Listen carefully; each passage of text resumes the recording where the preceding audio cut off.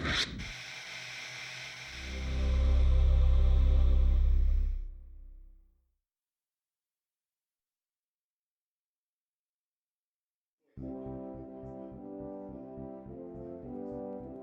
the past few years, Ricky Gervais, Stephen Merchant, and Carl Pilkington have been meeting regularly for a series of pointless conversations.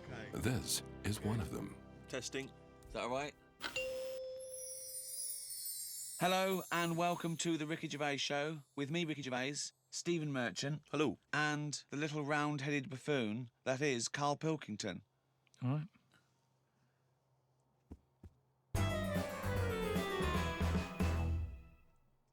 Now, you probably know me from such works as The Office and Extras, Stephen being my co-writer and co-director on those things. For those people who are not so aware of Carl Pilkington, he was our producer, sort of given to us when we first started on XFM. And you're thinking, well, why are we doing a podcast? It's because I like to be in a room with Carl Pilkington. You know, like some people go and help sort of chimps. Do they? Yeah. Well, they go to the jungles and things. And help out little sort of endangered Diane species. Fossey or whatever. Exactly. You're very yeah. much the Diane Fossey of the Manchester scene. Of the little bald mank world. And Carl Pilkington is an ongoing experiment for me because I've seen him blossom from an idiot into an imbecile. And I want to see it through. Look at the way he's looking at us. Look at that. He's got a perfectly round head. And that's why I'm doing this podcast. Carl, what do you think about all this? It's just, I mean, we are living in that sort of era now, aren't we? That you need to be able to listen to stuff on demand when you want it and stuff. I know you're not a fan of the iPod in general, are you? Or any of the MP3 things? You're concerned? I'm warming to it, but This is what's amazing about Carl. Even though he's talking about things like MP3 players, computers, iPods, he sounds like he was found in a glacier and thawed out. Do you know what I mean? Yeah. And sort of taught to speak. We're a couple of high school guys who found him, and we're trying to ingratiate him in the gang, trying to pass him off as someone from the modern day. No. But my thing with iPods is, now, do we need them? Do you know what I mean? We're living in that era now where we have invented most of the stuff that we need, and now we're just messing about. They said that in 1900. Someone actually said everything that's to be invented has already been invented. They said that in 1900. And how wrong were they? No, but what came out? At what point? What was invented in that year where they went, right, that's it now? The 20th century. Think what happened in the 20th century. Go on. Well, planes. Yeah, but is that a good thing? Planes and that. Do you need a plane, really? Wouldn't it have been better if we all stuck where we should be instead of travelling about? War. Well, look, war's happening, isn't it? Because everyone's saying, well, now we can fly, we'll go over there. So there were no wars prior to the invention of the aeroplane? Not like there is today. Right. But what I'm saying is, the more the world's got smaller, on it. Everyone's saying that, right? Yeah. The way I was saying to you the other day, we now go to places where we shouldn't go. People go on holiday to places where you've got to have an injection before you go there. Yeah. Forget it then. That's a warning. Don't go there. I'm with you on that. I don't want to enter a country where I have to have an injection to stop me from dying while I'm in that country. Right, I totally agree with you on that. So what happened is, they invented the plane and it's like, oh, let's go on holiday. And then they go, oh, I die now. Oh, well, you've got to invent something. Let's invent an injection. And then it's like, right, well, what else do we need to go to that place? There's a lot of faffing. So what I'm saying is... Is that a place? A lot of faffing? What I'm saying is, Steve's travelled more than I have. You've been to, like, dangerous places. I've been to places where you need injections, yeah. Yeah, but why? Because it's fascinating, isn't it? Don't you not believe in that idea of travel broadens the mind? It makes you experience other ways of life, other ways of thinking. It just enriches you as a human being. That's the whole reason people go travelling.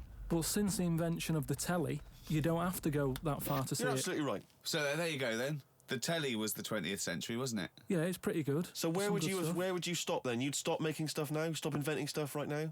If we're going to invent something, right, forget like the traditional way of people having kids, right? The way they, have it away in that. What do you mean? What do you mean? No, like the way that, we have kids and stuff. If it'd be good if what happened was to control it is if man and woman, right, they're born and that, they enjoy their life, they learn a lot, they live to be about 78, I think, by that point. So specific. 78, No, yeah. but by 78, I reckon you've sort of got to that point where you go, do you know what? I've done everything I'm going to do. If you haven't bungee jumped by the time you're 78, you're not going to do it. You know what I mean? So it's kind of like... Your hips come off. You've done it all now. Yeah. And then you die, right? So say if everyone had that, they live to be 78. But then just as you die, you have a little baby inside you.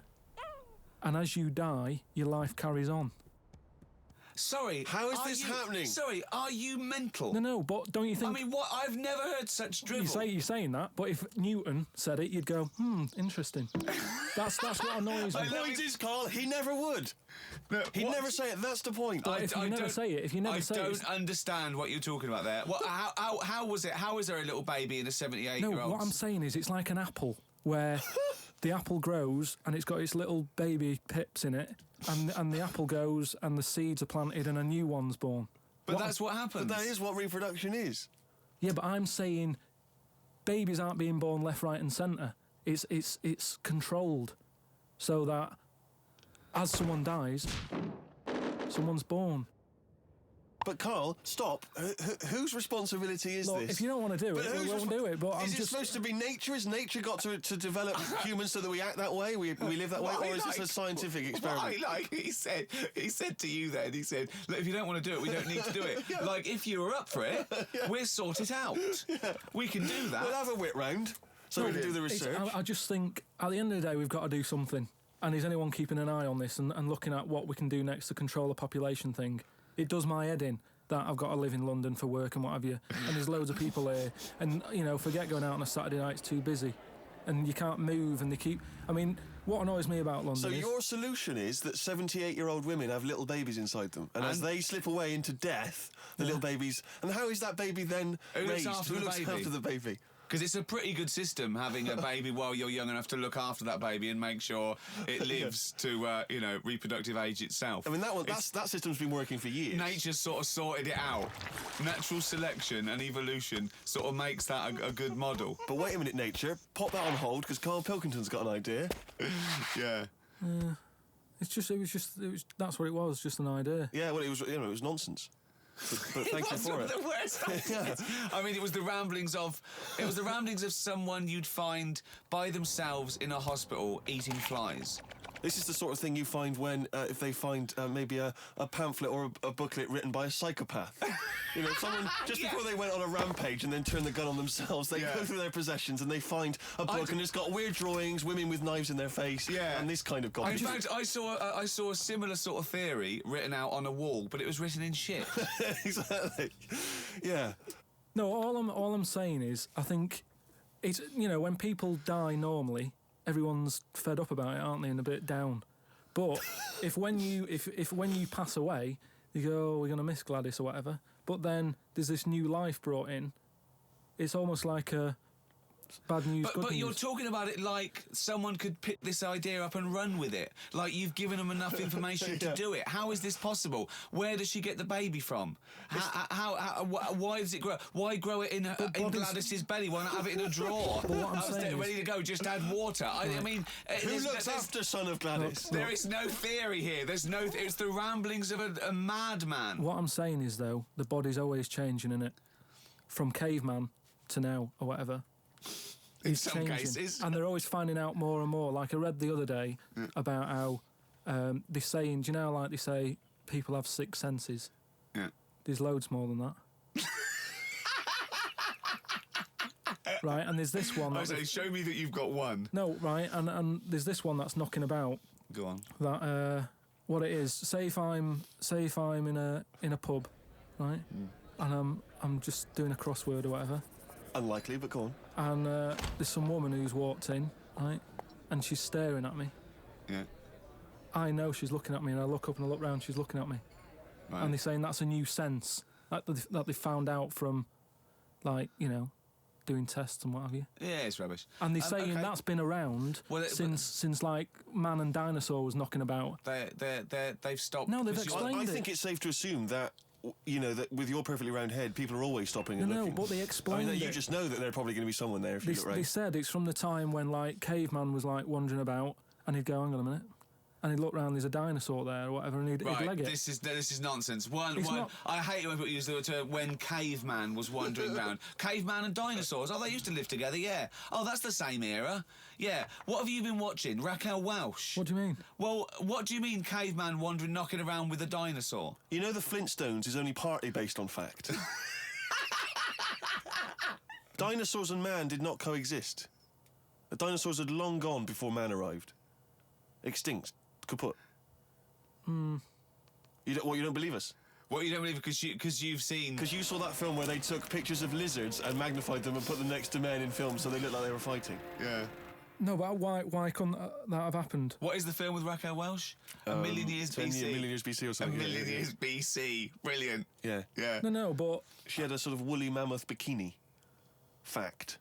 But why wasn't the dinosaurs back then just like how we have dogs now, in a way? He's watching the Flintstones. He's watching the Flintstones. He's thinking of the Flintstones. Yeah. That's what he's when thinking. He puts out the saber-toothed tiger. Yeah, and then yeah. Dido And he puts mixes in. his concrete in a pelican. Yeah. I just think that there must have been a crossover point. Why? Why did you say that? Why do you think there must have been There a must crossover have point? been. Because if nothing was knocking about at any point, how did anything carry on? I know. Exactly. Why didn't Hitler meet Nero? It's weird, isn't it? There must have been a crossover. They must have met somewhere. They must have met at a party somewhere. They mixed in similar circles. Yeah. They must have bumped into... I can't believe it. Forget it. Oh. Well, now time for one of our regular features. Monkey news. Do the jingle. Oh, chimpanzee that monkey news. What we're doing here is just giving you a bit of monkey news that's gone on, right? Where a monkey's been involved in it. Good little story in that. Yeah. Are you familiar with the one that went into space? The first sort of thing they ever sent up there before man did it and all that. You see, this is what annoys me with it really. Armstrong gets all the glory, but do you know who went up there before him? A monkey. Yeah. And what happened is they taught it what buttons to hit at the time it needed to hit them, and the way they did this was like give it bananas. It was like hit the red button, and it hit the red button, they'd give it a banana. Right. And they go, right, reverse is the green one, hit the green one. And then they do that and go, there's a banana. And then they go, right, hit reverse, and it go and get a banana. Right. Hit the red, so it was taking commands on like headphones. Right, but how are they Is giving that it the how you banana? learn to do radio? How are they giving it the banana? What do you mean?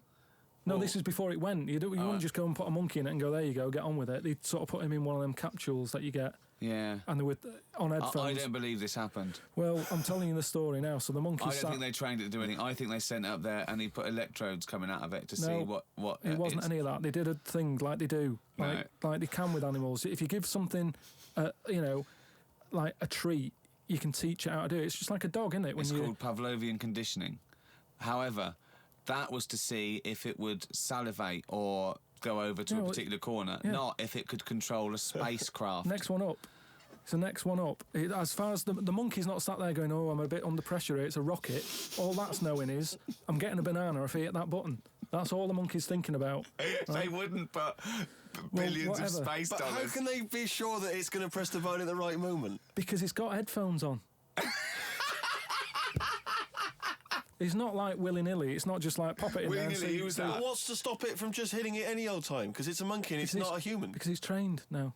But Oh, anyway, it's trained. so It's fully listen. trained. Yeah, go So on. what happened is, anyway, Oh, this is absolute rubbish. they pop the monkey in there. Yeah. He's got his headphones on. They go in, right, hit the green one. And I think there's something there that a little banana comes out to keep the same. No, you're making this up. I'm not. It's the same. There's no way that they made a Right, so spacecraft they can- that had a banana dispenser. Right, There's no way in this world that they made a spacecraft that could go into outer space, right? So what- so you're- manned so by a you're- monkey with a banana dispenser. So you're saying that it's easy to send something up to space, but you don't believe there's a little banana machine. Right, okay, So it comes to the launch day. Monkeys sat in there. Everyone's ready. Bananas are stocked up and all the rest of it. They go, right, hit the green button. Right, and the rocket goes off and what have you. No, they would not make the monkey launch the rocket. Carl, you are living in a cartoon world. So the rocket goes off, right?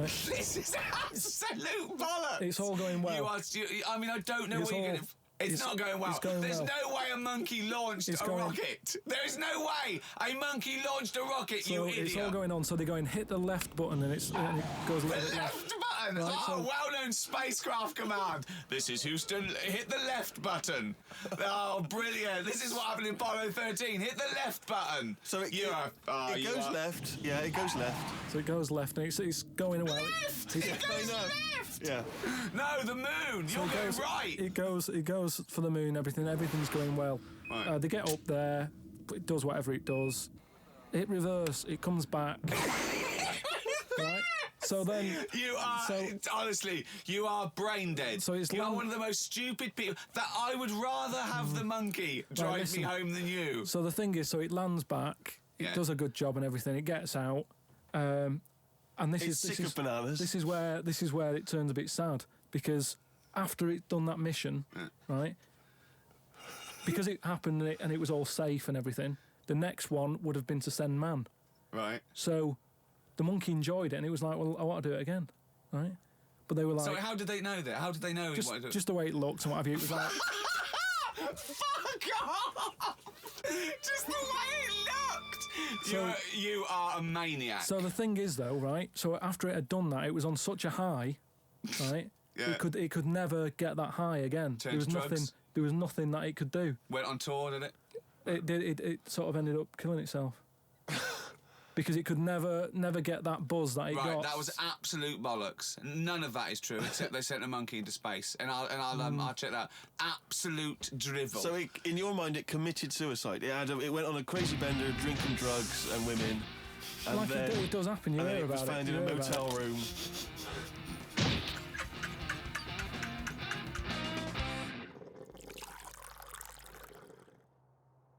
I met Derek Acora the other week. Oh yeah. Right. Now, who's he? Which one's he? Is he a medium? He can contact the dead. Is that right? He just chats to him and that, passes messages on. Nice of him. So I said, tell us something a bit weird and that. So he said, what do you want to know? I said, just something weird. So he goes, all right then. He said, here's one for you, right? And he said, there's this pub out in the country. And he said, there's this mug. Do you know those old mugs that they have, where they used to like leave their own cup knocking like about? A tankard. Oh yeah. The tankard thing. Yeah. So there was one of them mugs in there, right? And everybody... Tankard, let's use tankard if we've established right, that's the word. Tankard, yeah. Because you're the only mug in this story. Right. You Nice. believe in it all. High five. Great. So this tankard's knocking about, right? And everyone who's running the pub keeps going, I wish they'd stop leaving this tankard about, right? And they pick it up. It must be a pain. Having a tiny, small tankard in a pub, that must be a real grind. So every time they sort of picked it up and went, we'll have to wash that, and they popped it on a different sideboard. Next thing you know, that person who's touched it died, right? Sure. So They must have been getting through bar staff. So they kept getting in new staff and that. And they were like, what's the connection here? Right? What's the connection here? Oh, God. So they get a vicar in. Of course they do. And they go, look, there's a lot of weird stuff going on here. This tankard, every time someone touches it, they die. So he said, leave it with me. He gets his special water out and what have you. He comes round, does a little prayer, sprinkles it. He goes, right, not a problem, don't worry about it. He picks it up, chucks it in the bin. Guess what? What? Dies in a crash on the way home. Because he picked it up. Well, but Carl, you're telling me this like it's fact, and I'm meant to go, that's amazing. Derek Acora, he told me. Carl, I have no opinion of that story, other than I'm pretty sure there was absolutely no connection between touching the tankard and him dying. That's all I'm sure of. It's not just him, though, is it? I'm not going to even contest the chain of events. All I'm saying is there is no connection. There is no connection possible because I believe in logic and the laws of the universe. Yeah, but what I mean, you never pick up a vibe of... Like, I've got a mate, right, who is living in this big stately home, right, and he's living in there now. He pays £100 a month. There's about 80 rooms. Gee. And it's this big stately house and what have you. And I went down there. He said, come down and have a look, right? And from outside you go, this is brilliant. It's like something out of, like the Man of Born or something. You go, this is impressive. But then when you get in, it's like, it's a wreck. And we go in, and all the floors are like a wreck and rotten and stuff. And I looked at the wall, and there was like a little piece of paper stuck on the wall, right? And I said, what's this here? So I wandered over, right? Got right up close to it, and somebody had roted. Somebody had roted. Oh. Somebody had roted. I love this. Right, go on, sorry. So there's a little sign there, right? And I go up to it, and it says flies, right? With an arrow. Flies, like flies this way, Yep. right? I think that's a bit weird. So I follow the arrow, right? Which goes to this corner where there's a shelf, about 3,000 dead flies on it, Oh my God. condom stuck on the top. That's weird, isn't it? That is weird. That is weird, right? So I'm looking at that, and there's loads of stuff on the floor and that bits of paper. Picked up this bit of paper, right? And it had, like in biro and that, it looked really old, like it'd been there years. And it had something like, need nappies, dummy, right? Blankets, blah, blah, all this, like, all stuff for, like... And I turned it over, right? And it said, none of this now needed, baby dead. Right. Now that's weird, isn't it? Now that's what I'm talking about when you get a bad vibe. You go, that's who's been in here. It's bad vibe. It's just based on the fact that Your mate's in charge. yeah, that's terrifying.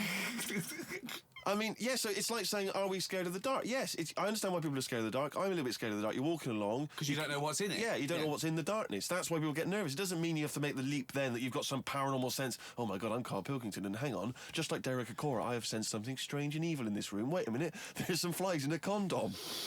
I was right all along. That is weird. Flies in a Johnny equals badness. The flies in the condom was weird. It's now. weird. I don't know. But the note. Yeah. I just think of his face when he saw that, reading it by torchlight. You must have been terrified. It's a bit odd, isn't it?